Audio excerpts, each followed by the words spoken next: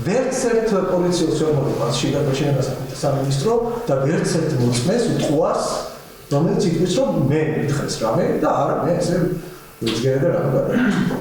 განათლების დოქტორი და თესეუს ასოცირებული პროფესორი 21 იანვარს რუსთაველის გამზირზე ყოფნის გამო სანქცირებულმა მოსამართლე ნინო ენუქიძემ 5000 ლარი დააჯარიმა. სამართალდამხმოვად გამოცხადებულმა ზაქარია ქიტიაშვილმა სასამართლოდან გასვლაც ვერ მოასწრო ისე გაიგო, რომ გზის გადაკეტვის გამო მის წინააღმდეგ შინაგან საქმეთა სამინისტროს სამართალდარღვევის კიდევ ერთი ოქმი აქვს შედგენილი. ოღონდ ამჯერად 28 იანვრის აქციაზე.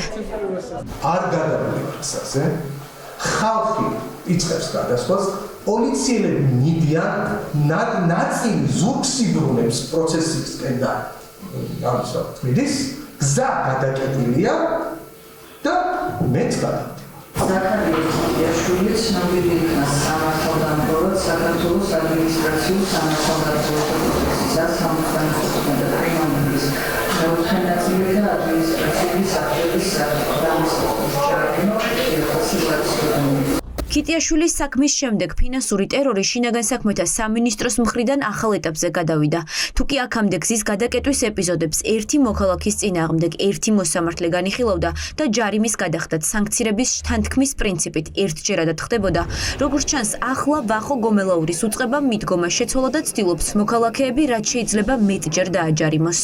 რა თქმა უნდა გავასაჩივრებთ, იმიტომ რომ აქ ჩვენ არ ვფიქრობთ, რომ ამ ქვეყანაში სამართლის პოვნა შეიძლება იმიტომ რომ ამ ყველაფრის ამ ინსტანციების გავლა არის საჭირო იმისათვის, რომ სადაც შესაძლებელია სამართლის პოვნა, იქ ერთი ვიყოთ სამართლებრივი ბრძოლისთვის და მეორე ეს არის იმ დიდი პოლიტიკური ბრძოლის ნაწილი, რომლის მონაწილეებიც ვართ თითოეული ჩვენგანი. მეც მათ შორის ის ადამიანები, ვისაც მე ვიცავ. შინაგან საქმეთა სამინისტრო აქტიურ მოქალაქეებზე ზეწოლისთვის ადმინისტრაციული სამართალდარღვევის ძველ და ახალ წელს ერთდროულად იყენებს. ნიკა ნარსიას 2-5000 ლარიანი ჯარიმა სახლში მიუტანეს. ორ სხვადასხვა დღეს რუსთაველის გადაკეტვაზე კი სასამართლოშია დაბარებული. 2 თებერვალს გზის გადაკეტვის გამო სასამართლოშია დაბარებული ნიკა ფარულავაც.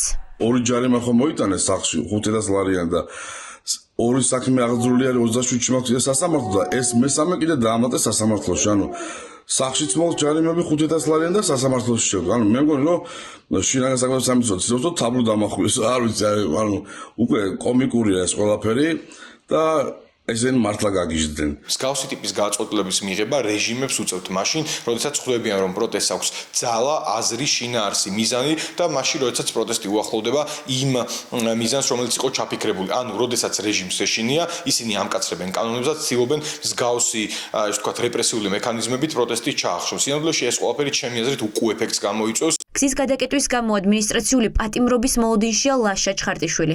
მის წინააღმდეგ სამართალდარღვევის ოქმი შინაგან საქმეთა სამინისტრომ ისე შეადგინა, რომ უფლებადამცველს და პოლიტიკოს სასამართლო პროცესამდე უმალავს, რა სახის სანქციას მოითხოვს მოსამართლის წინაშე შინაგან საქმეთა სამინისტროს იურისტი.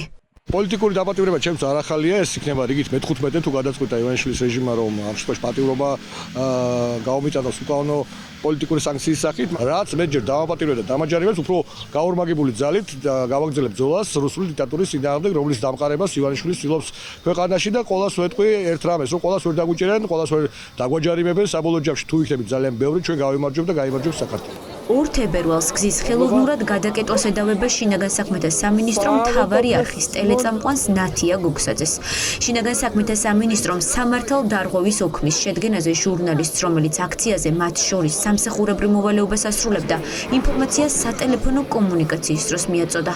ორმაგი დატვირთვა აქვს ახლა ამ გადაწყვეტილებას, რომ რეპრესიები მოხდეს მოქალაქეების წინააღმდეგ და რეპრესიები მოხდეს და დააშინონ ჟურნალისტები. არა, ვერ დაგვაშინებენ, არ გავჩერდებით, არ გავჩუმდებით, თავისუფლება მზია ამაღლობელს, თავისუფლება პოლიტპატიმრებს, თავისუფლება საქართველოს, ეს ქვეყანა ევროპის ნაწილი აუცილებლად იქნება. კოალიცია ცვლილებებისთვის მოქალაქეებს მოუწოდებს არ გადაიხადონ საპატრულო პოლიციის მიერ გამოწერილი ჯარიმები და ყველა სამართალდარღვევის ოქმის სასამართლოში გაასაჩივრონ. მათ ამის უფლება აქვთ. გასაჩივრების პერიოდში ჯარიმის გადახდა, რომელიც არის უკანონო. მეორე, ჩვენ ვაპირებთ რომ დავტვირთოთ სისტემა მაქსიმალურად. ეს პატაკი და ზოგადად მათი ეს ცვლილებები ადმინისტრაციულ კანონმდებლობაში მიუთითებს, რომ ადამიანების შესაშინებლად მოფიქრებული ჯარიმები გახდა პრობლემა თავად რეპრესიული სისტემისთვის. თავისუფლებაზე მყოფი მოქალაქეების წინააღმდეგ, ვინც არ ნებდება ოცნება ფინანსური ტერორის მოწყობას ცდილობს. პარალელურად კი საპყრობილეში რჩებიან სინდისის პატიმრები. დღეს სასამართლომ ანატოლი გიგაურის საქმეზე მტკიცებულებების გამოკვლევა დაიწყო და ცრუ მოწმე პოლიციელის ჩვენებას მოусმინა. არა, ძალა მაგაზეც ბატონო. მუქი ფერის გეცოთ მუქი თითქმის არ იყო. არა.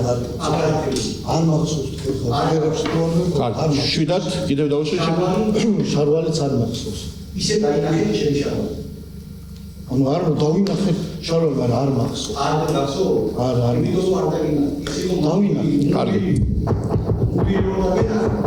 კარგი, კითხვა. საქართველოში ამოქმედებულია დრაკონული კანონები, თუმცა რეჟიმმა შედეგი მაინც ვერ მიიღო. დღეს უკვე 77 დღეა, რაც ქუჩაში მყოფი მოქალაქეები არ იშლებიან და უწყვეტი პროტესტი გრძელდება.